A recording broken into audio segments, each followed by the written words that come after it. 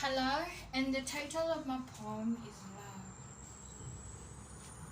I asked my mother to spell the word love. She boldly says Love.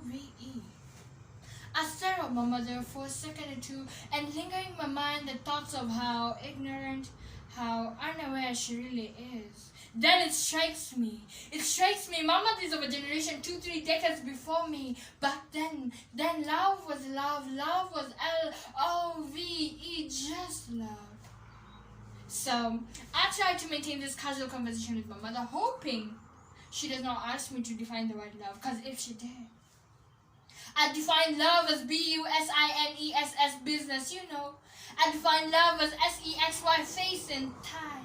Today, I define love as pussy, hit and run. Today, I define love as walking together, getting another, leaving the other, explaining it later. You know the cycle.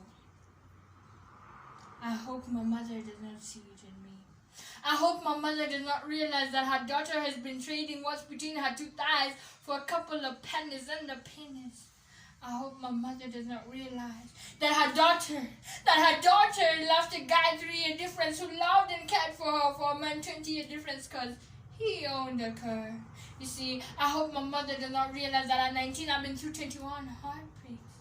But as I have this conversation with my mother, thoughts of my son crossed my mind. You see, I want my son to experience the love my mother defined. I want my son to be loved. I want my son to love. I want my son to appreciate love, you see. I want my son to fall in love with a woman who knows she is a gem with her thighs exposed or not. I want my son to fall in love with a woman not because of what he sees, but because of who she is.